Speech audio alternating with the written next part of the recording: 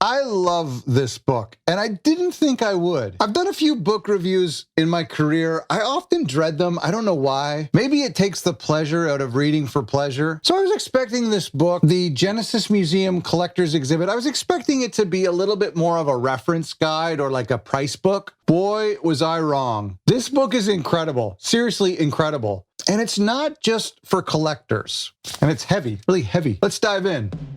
So before we get started, make sure you subscribe, but stay tuned to the end of the video because we're going to give away a copy of this book. That's right. We're going to give away a copy. So if you want to be entered to win a free copy of this incredible book, then stay tuned to the end of the video and I'll have some more details. So let's talk about this brand new book that was just released, and a huge shout out to the Genesis Museum for sending me a copy to take a look at. It is incredible. Again, I just kind of thought, you know what? I don't want to see some guy's collection. I don't want to feel jealous. I don't want to feel sorry for someone who spent $500,000 on their collection. I don't know what I expected. I don't know what I expected. The other thing about collections is they're super personal. You know, my collection and the rules and the parameters for my collection is completely different from everybody else's. So when I see someone with a bunch of gadgets or weird things that I wouldn't want in my collection, then it doesn't look valuable or interesting to me. You know what I mean? And vice versa. So I don't know. I kind of went into this a little jaded about the collector's world of Genesis. Mostly out of jealousy. I just feel jealous that some people have things that I want. But here's what really surprised me about this book. This isn't about any specific collection, as it's more about the art of collecting. And that's what I love so much about it. We're going to dive into that in a couple of minutes. First things first, it's very, very hefty. Now, I'm going to have a bunch of B-roll of photos here, but this is a big ass book. Very big, very hefty. This thing would cost a ton to manufacture. Honestly, I've done a couple books in the past. I know what color pages. This is all color pages. These are hefty pages. They're gloss pages. This is a very hardcover book. We probably have almost 300 pages in here. This would cost a fortune. And I've heard that there's really no profit margin here, but I know that this would cost, I don't know what they're selling it for right now, and it might change over the years, but I think it's in the $80 range or so. That's a bargain. I really think that's a bargain. If you were to try to print one of these yourself, it probably would cost about $80. And that's not including all of the hard work and writing and research of this. So it is completely worth it. I'll tell you the best thing about this book. I know I'm gushing. Honestly, I wouldn't gush if it wasn't true. But the best thing about this book is the photographs. More specifically, the quality of the photographs. Like, things are super high resolution. They're cut out really, really well. If you want to look really close at some of the details of this collection, you can really do that. And they didn't hold back. I mean, there's almost 300 pages with a photograph on every single page. This page here on test pressings is my favorite. And you can see just the detail of those photographs. I love it. How much better could you get? Like, obviously, I love to hold those things in my hand. But the resolution on these pictures are so good, and that's so important because if you want to see the fine handwritten details of a test pressing or an etching, you'll be pretty disappointed if it's a small, low-res image. So bravo to them and the hard work of cutting out all the images in Photoshop, making sure everything is high-res. I did not expect everything to be such high resolution. This book did something special to me that I wasn't expecting. This gave me a chance to kind of reflect on my own collection and the motives of why I collect Genesis and Phil Collins stuff. Now, if you had asked me before reading this book, am I a collector of Genesis? Am I a collector of Phil Collins? Well, compared to other people, no. I don't have any, I don't have anything autographed. I don't have any drumsticks that Phil or Chester used. I don't have any outfits that Peter wore or tennis shoes that Phil wore. Even my record collection, though there's some really rare items in there, it's not like an outstandingly crazy vinyl collection, especially compared to some of the folks in this book. So I probably wouldn't have considered myself a collector. As I read through this book, now, please, I got to tell you about the contents of this book and the fact that this is a well-written book. In fact, there's chapters, there's a whole book about the art of collecting, specifically Genesis stuff. Again, I was not expecting that. We'll get to that in a second. But this book really caused me to reflect on, am I a collector? I didn't think I was, but I guess I am. It also gave me permission to understand that my collection is super personal to me and that no two collections are the same. In fact, everyone might have their own rules as to what can be included, what they value, what they think is special, and what they're willing to pay for. There might be some people out there who are 100% completist. So everything that's ever had a Genesis name on it, or Steve Hackett, or Phil Collins, or Peter Gabriel, that they want to own absolutely everything. Those people are probably pretty few and far between because it's kind of an impossible task. And who really wants to have their collection in a storage locker or multiple storage lockers? But for a lot of us, we have a really nuanced collection, like just vinyl of Genesis, or just vinyl of Genesis plus the solo artists.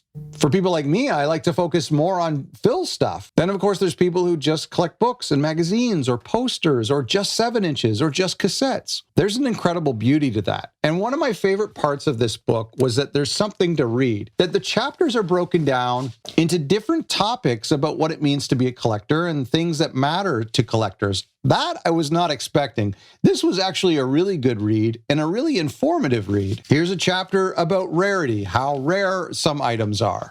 Here's a chapter about insurance. Should you get insurance on your collection? Here's a chapter about storage. Where do people keep these items? Should you display these items? Is it a collection if you don't get to touch and see it? A big chapter about vinyl, a big chapter about cassettes and 8-tracks, posters, test pressings, reel-to-reel tapes, films, videos, and movies, and miscellaneous items like neon signs and pajamas. I think what I loved about this book, you see it as a coffee table book, so you think it's just pictures. You think you're just looking at weird Genesis paraphernalia. And that's true, but it's actually a great read. It really is a great read to think about collecting, about why people do what they do, the history of the Genesis Museum, the history of some of the collectors that they feature in this book. I loved reflecting on what it means to be a collector. You see, a lot of us would say we're not collectors. A lot of us would shy away from referring to our vinyl collection as a collection at all. A lot of us would say it's just about the music, that anything in my collection should just be a vehicle for the music. But that can really only be true for people who exclusively listen to music on Spotify or Apple Music. But once you start hunting and searching and pruning and buying and selling and organizing, then it becomes a collection. That's when it becomes slightly more than a vehicle for just the music. See, I believe that the things that we have in our possession that are Phil Collins or Peter Gabriel or Steve Hackett or Tony Banks or Genesis related, they are a vehicle for the music, but more than that, they're a vehicle for our fandom. They're a physical artifact, a conduit to our memories, to nostalgia, to that Christmas morning, to that show that you saw, to the goosebumps that the music gives you, to racing to the record store, to your youth, everything. All of those things in one small cassette case or t-shirt or vinyl. Of course, there are things in people's collections that I think are pure trash. I come across stuff from Genesis and Phil Collins in record stores all the time that I leave that I have no interest in. But then I see the spine of No Jacket Required on a cassette tape, and electricity just surges through my body because it takes me back to sitting in the back seat of a car in the early 80s, listening to Don't Lose My Number and unraveling that huge J card and looking at Phil in that ridiculously big suit. I'll give you another example. If you follow this channel, you know I go record shopping a lot. And back in the winter, I came across a really bizarre Genesis item, which was a version of Calling All Stations on CD that hadn't been opened. I had to buy it. I thought it was hilarious. Now, I don't really collect Genesis CDs. I have all of their records on CD, sure, a couple greatest hits, whatever, but I don't actually collect live bootlegs on CDs. I don't collect any rare CDs. I don't really listen to CDs. I don't like them anymore. But I had to buy this for some reason. There was something about this unopened copy of Calling All Stations on CD that spoke to me. Like a picture that's worth 1,000 words, I felt like this piece of music history spoke 1,000 different words, had 1,000 different meanings. First of all, it took me back to when I was in high school, when I would save up every month to buy a CD. This came out in the late 90s. That's when I was in high school. I was trying to buy CDs. I was obsessed with buying CDs. It reminds me of being in high school in that grunge rock era when Calling All Stations came out. I think the fact that it's unopened speaks to the polarization of that album, how some people hate it so much that they wouldn't even open it. Of course, there's that thing that unopened music is worth more or somehow more collectible. And here I have an unopened copy of Calling All Stations. There's a humor to that. It also represents the fact that I love Genesis, that I would buy anything that I come across.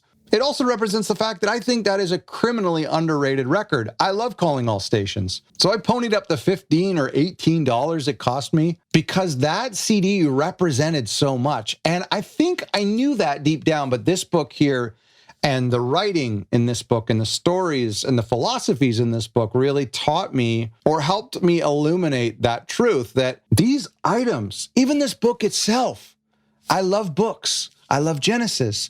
I love the fact that this channel is connecting me with people like the Genesis Museum. You see how everything tangible in our lives have some sort of intangible connection to something else, something more powerful? Okay, my rant is over. This book also taught me that people's collections are so unique and so different. There are people who collect Genesis instruments. And gosh, I'm jealous about that. But if I were to buy a Genesis instrument, I'd want to use it. I don't think I'd want to put it up somewhere. I've also seen people's collections where they have stuff in glass containers. I've seen people who have gold records. Well, I don't really understand that because I think a gold record should belong to the people who made the record. It's their achievement. In the same way that I wouldn't want to own a Grammy Award or an Oscar that belonged to Phil or Genesis, because I believe those awards belong to the people who are being awarded. But some people would disagree with me.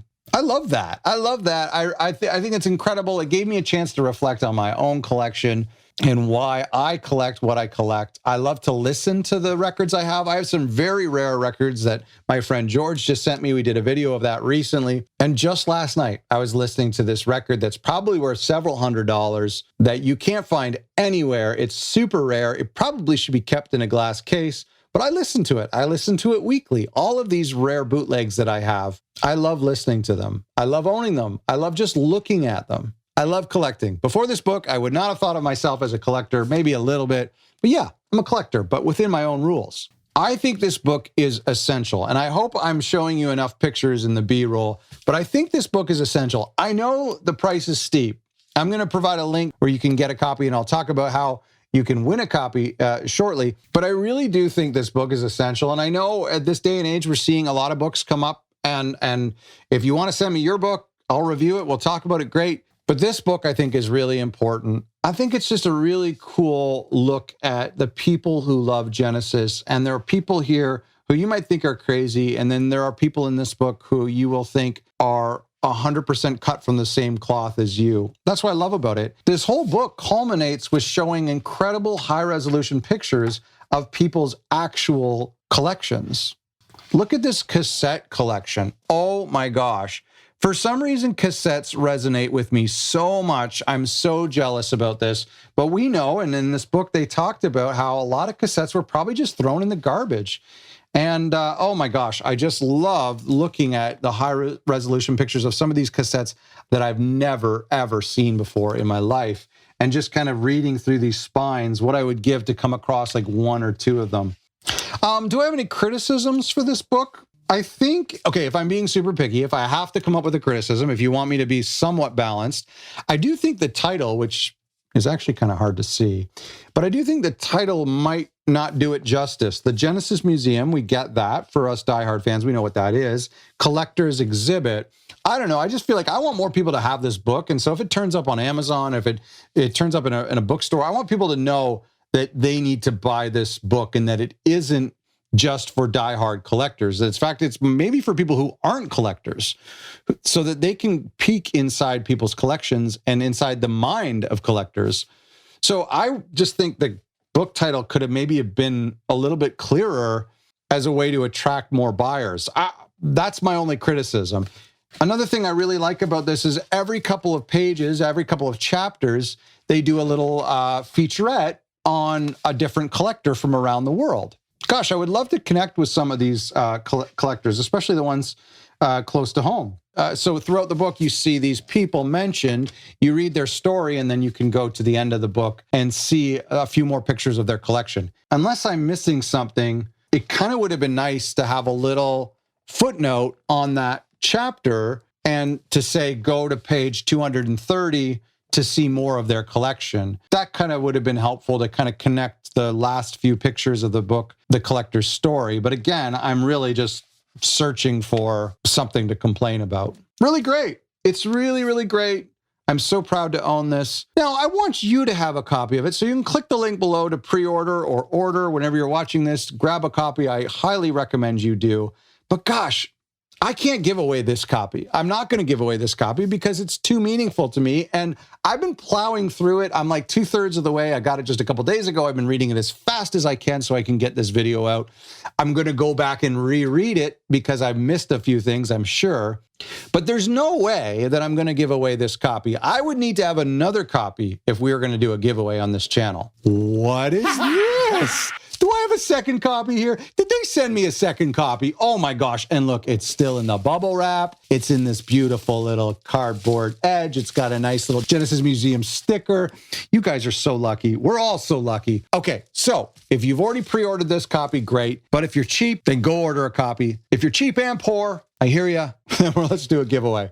So we're going to go to everythingphilcollins.com. And right there on the homepage, I'm going to have a sign up link where you can enter your email to be included in a giveaway for a chance to win this book. We're going to do it within a couple of days, maybe a week or so of when this airs. So make sure you go do that really quickly. The link is in the description below. everythingphilcollins.com. If you're on our mailing list, if you signed up for the Chester Thompson giveaway, which we have to do soon, we haven't pulled for that yet. We're still waiting on the label. That will happen soon as well. But if you sign up for that contest, then you're automatically entered for this contest. If you want to be sure, go back over everythingphilcollins.com and enter your email to be included in this contest as well. And if you're in our Patreon, then I'm going to give you 2 extra ballots. So you kind of have a bigger chance of winning if you're part of our Patreon group. So go to patreon.com/everythingphilcollins where you get a bunch of bonus videos, some insights into future episodes, your chance to speak into song reviews, and extended interviews from Chester and Harry Kim. And if you're in our Patreon, you get 2 extra ballots to be entered to win this copy of the Genesis Museum Collector's Exhibit. I really do love this book. Absolutely beautiful. Congratulations to Adam and the Genesis Museum for putting together such an incredible collectible in itself. I'm excited to see future collections that include this book. If you enjoyed this episode, don't forget to subscribe and hit the like button for exclusive videos, behind-the-scenes content, and to have your say on future topics before I film. Have a look at our Patreon page. Thanks for watching.